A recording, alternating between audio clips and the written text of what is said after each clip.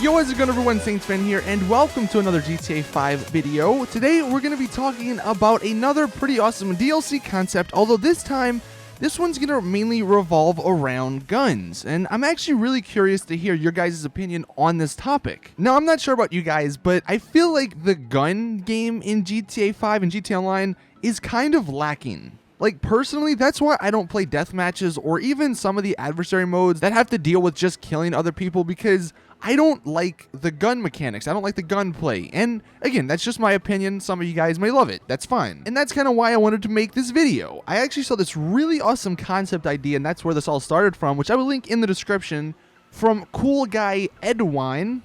Hope I said your name right. And the name of his DLC concept that revolved around guns and gun customization is called the Gun Nut Greeters Update. Now, he said that's not the greatest of names. The name honestly doesn't matter, but getting into what this DLC concept would bring: a precision SMG based on the MP5K with attachment, suppressor, extended mag, and grip; a precision MG based on the Bren LMG with attachments, extended mags, grip, and scope; the Marksman Carbine based on the Colt M4A1 with attachment, suppressor, grip, and scope; the Combat Sniper based on the QBU-88 with all the attachments; the Rapid Launcher, which is going to be based off the MK153 SMAW, and he says, note, it shoots twice as fast of the RPG but does less damage.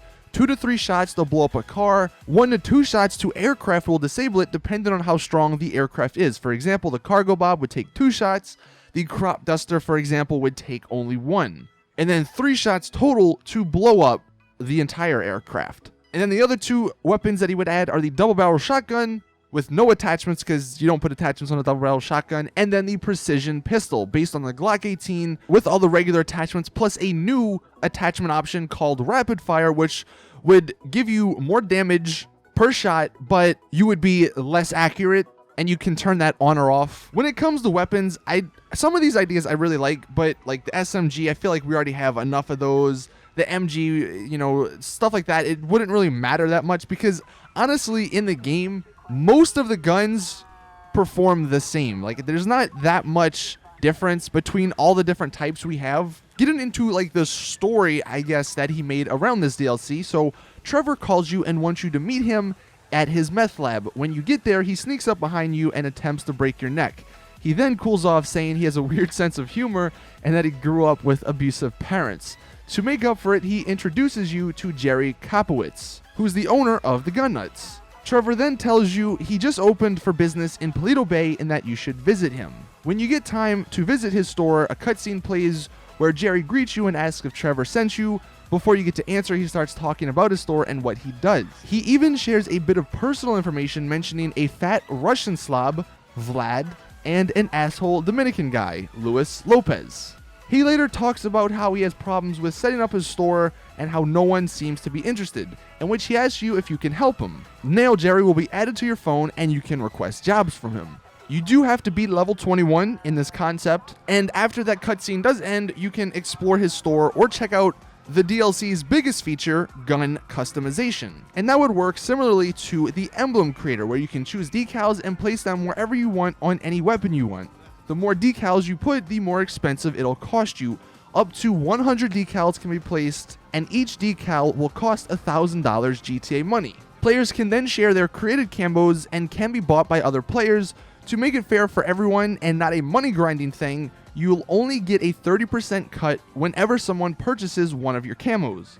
The other 70% goes to Jerry's. He also says that the weapons that this DLC would add, they can only be bought at Jerry's. You can't buy them at an ammunition, and they would cost anywhere between $30,000 to $70,000 just because I guess they are illegal or rare. However, if you do complete jobs for Jerry, then he will give you a discount, a 10% discount on your next purchase, which is actually kind of an interesting idea. Like, I actually really like that. Now, that's the idea that started this whole topic that I wanted to talk about. So you can let me know what you think just about that.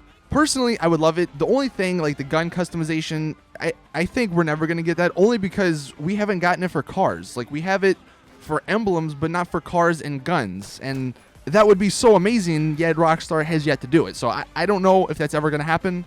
To give you guys some examples, though, as to what this gun DLC could bring, I'll start with this one first, and yes, it's a little over the top. I don't know if it would fit with GTA, as GTA is somewhat realistic, but I do think it would be pretty cool.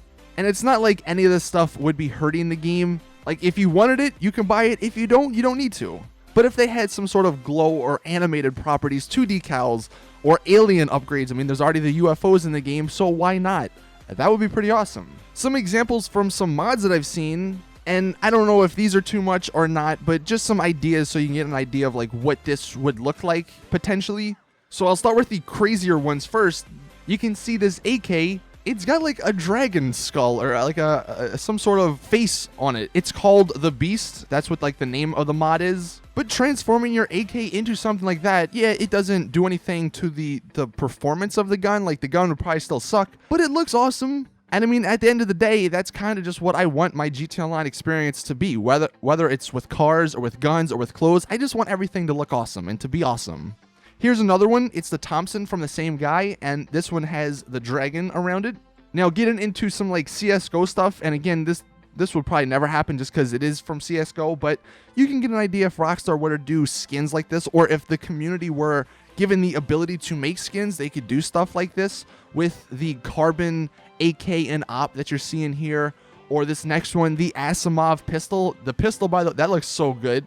Also, there's the Glock Fade from CSGO. And then finally, the last mod is actually from Saints Row 3, but it's got the neon sort of like Tron look to it. And again, something like that would be awesome. And I don't see a negative to adding this into the game, because again, if you don't like this stuff, you don't need to buy it. So it's not like it's, you know, hurting you. But that is basically it with this video. Let me know your thoughts in the comment section. I'm actually really interested to hear, would you sort of want a Benny's for gun customization, so to speak, as a DLC in the future?